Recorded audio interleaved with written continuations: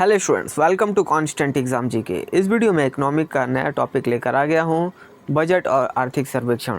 और इस वीडियो में जितने भी मैं क्वेश्चन करवाऊँगा, क्योंकि जितने भी क्वेश्चन इंपॉर्टेंट हैं उन सभी को मैंने आपके एसएससी सीजीएल के एग्ज़ाम से पॉइंट ऑफ व्यू से बनाया है और प्रीवियस ईयर क्वेश्चंस को भी मैंने इसमें ऐड किया है। अगर आप भी किसी भी स्टेट से ये वीडियो देख रहे हैं और आपके लिए ये सूटेबल होगा, क्योंकि एसएससी सीजीएल का जो पेपर्स आते हैं हिंदी और इंग्लिश में ही होते हैं और पूरा वीडियो हिंदी और इंग्लिश बाइलिंगुअल तरीके से मैंने कवर किया है, ताकि अगर आप किसी भी मीडियम से तैयारी करते हैं आपके लिए वीडियो हेल्पफुल और सूटेबल बनेगी, जिसे आप अपने एग्ज़ाम को बूस्ट कर सकते हैं। तो चलिए बिना टाइम वेस्ट किए वीडियो करते हैं स्टार्ट।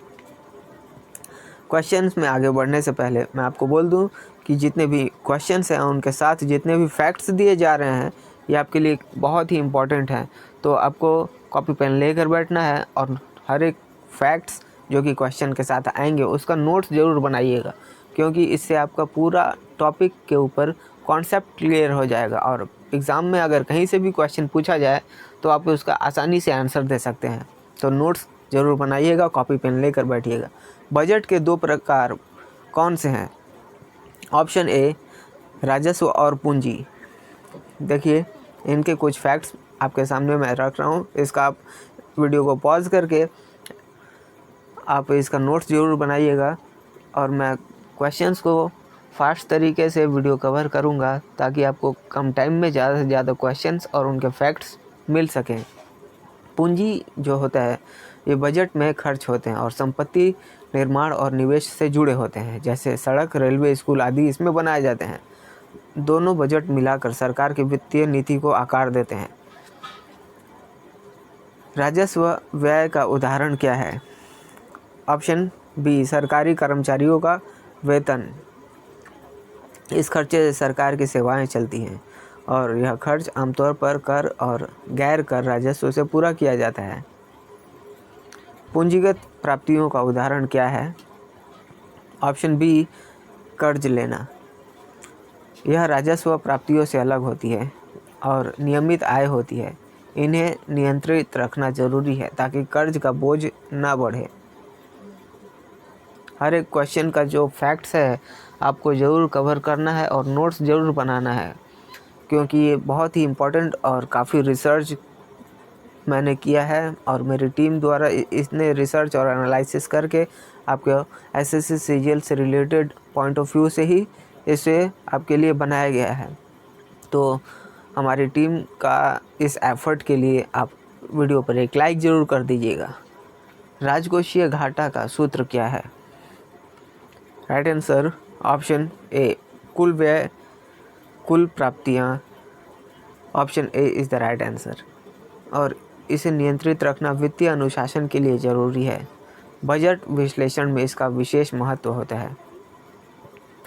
राजस्व घाटा का अर्थ क्या है? ऑप्शन ए, राजस्व व्यय बड़ा है राजस्व प्राप्तियाँ, और यह राजस्व घाटा कम रखना चाहिए ताकि सरकार की वित्तीय स्थिति मजबूत बनी रहे और यह देश की क्रेडिट रेटिंग पर भी असर डालता है। प्राथमिक घाटा क्या है? ऑप्शन ए, राजकोषीय घाटा ब्याज भुगतान। यानी प्राथमिक घाटा राजकोषीय घाटे से ब्याज भुगतान घटाने पर मिलता है और प्राथमिक घाटा कम करने पर खर्च में कटौती जरूरी है। सारे इम्पॉर्टेंट फैक्ट्स का आप नोट ज़रूर बनाते हुए चलिएगा, ताकि आपको हर एक क्वेश्चंस अगर आप लिखेंगे और फैक्ट्स बनाएंगे तो आपको वीडियो के साथ ही आपका आधा से ज़्यादा यानी 70% तक आपको मेमोराइज़ हो जाएगा ये वीडियो के जितने भी इम्पोर्टेंट टॉपिक्स हैं। शून्य आधारित बजटिंग क्या है? राइट आंसर ऑप्शन ए, हर खर्च को नए सिरे से जस्टिफाई करना और पिछले साल के खर्च को आधार नहीं बनाया गया है इसमें। इससे अनावश्यक खर्चों की कटौती होती है और यह नीति निर्माण में दक्षता लाता है। भारत का बजट कौन पेश करता है? ऑप्शन सी, वित्त मंत्री।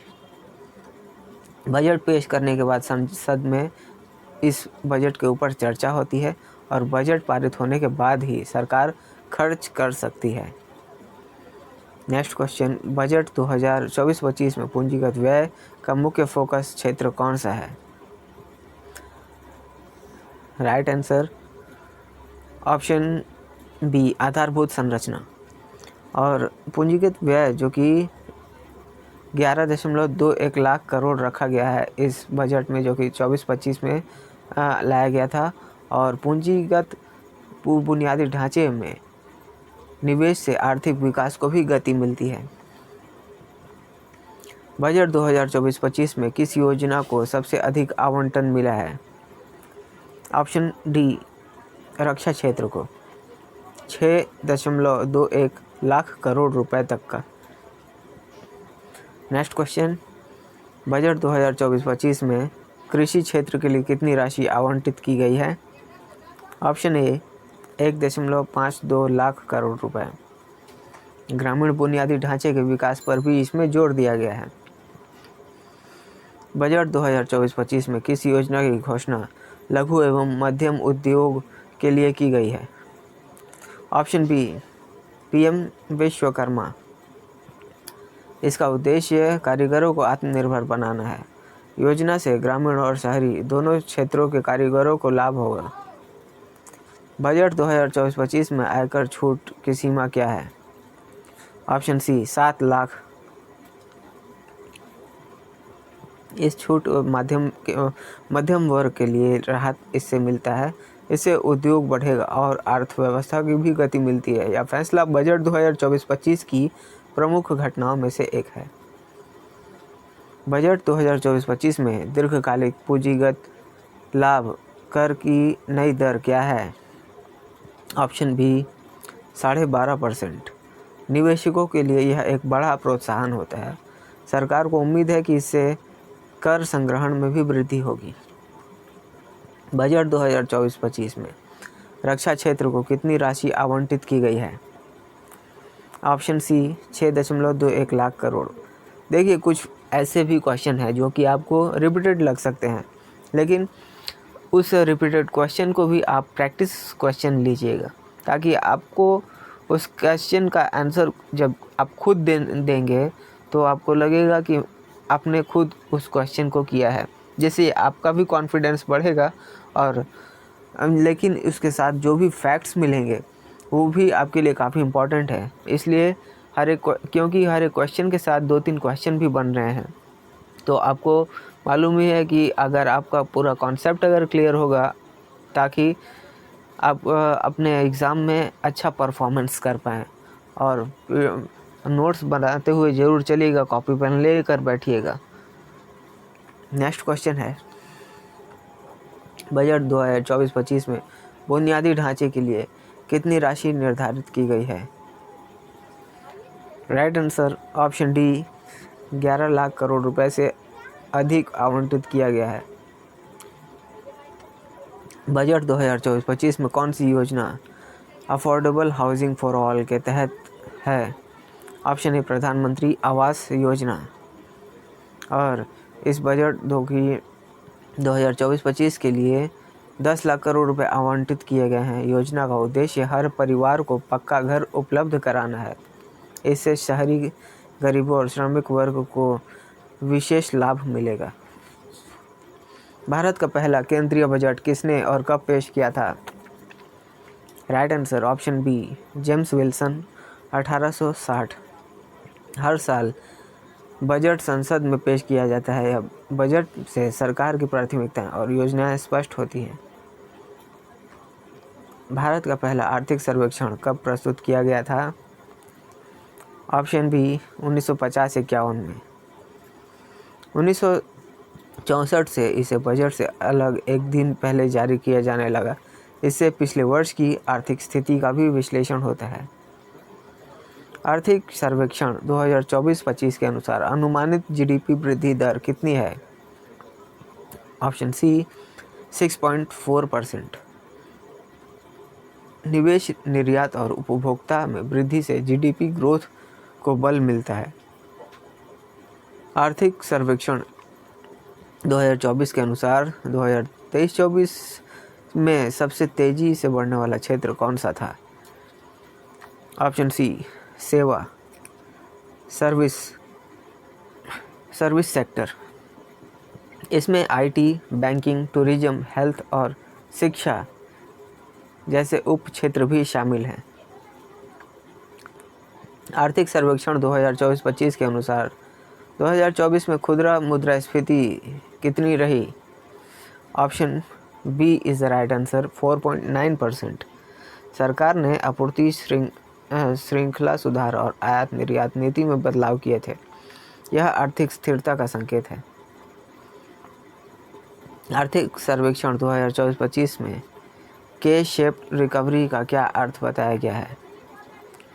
ऑप्शन बी, कुछ क्षेत्रों की तेज वृद्धि, कुछ की गिरावट, और इससे आय और अवसरों में भी असमानता बढ़ती है। आर्थिक सर्वेक्षण 2024-25 के अनुसार PLI यानी प्रोडक्शन लिंक इंसेंटिव योजना का क्या प्रभाव रहा है? ऑप्शन बी, उत्पादन और रोजगार में वृद्धि हुई है। घरेलू उद्योगों को वैश्विक प्रतिस्पर्धा के लिए ही तैयार किया गया है। इसे सरकार ने 14 क्षेत्रों के लिए PLI योजना चलाई। आर्थिक सर्वेक्षण 2024-25 में रोजगार की प्रवृत्ति कैसी रही है? ऑप्शन बी, रोजगार में वृद्धि हुई है। सरकार की योजनाएं जो कि PMEGP और मनरेगा, इसने ग्रामीण रोजगार को भी बढ़ावा दिया है। बजट 2024-25 के अनुसार वित्त आयोग की भूमिका क्या है? ऑप्शन बी, केंद्र और राज्यों के बीच संसाधन वितरण। Option B is the right answer. और बजट 2024-25 में आयोग की सिफारिशों के अनुसार संसाधन वितरित किए गए हैं। आयोग पारदर्शिता और न्याय संगत वितरण सुनिश्चित करता है। अगला क्वेश्चन है, बजट 2024-25 के अनुसार नीति आयोग की रणनीति का मुख्य फोकस क्या है?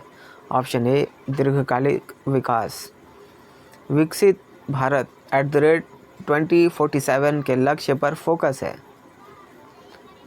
बजट 2024-25 के अनुसार सस्टेनेबल डेवलपमेंट गोल में भारत का प्रदर्शन कैसा रहा है? ऑप्शन बी, औसत एवरेज रहा है।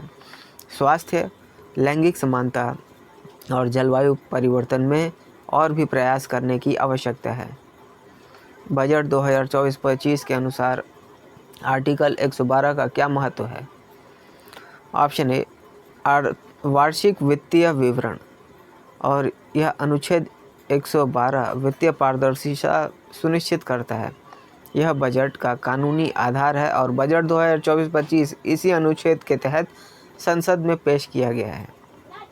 बजट 2024-25 में रक्षा क्षेत्र के लिए कुल आवंटन कितना है और इसका GDP में प्रतिशत क्या है? Right answer option B, 6.22 lakh crore, और परसेंटेज है इसका 1.9%। इसे पूंजीगत व्यय, वेतन, पेंशन, अनुसंधान शामिल है और रक्षा बजट में 7.8% की वार्षिक वृद्धि दर भी इसमें दर्ज की गई है।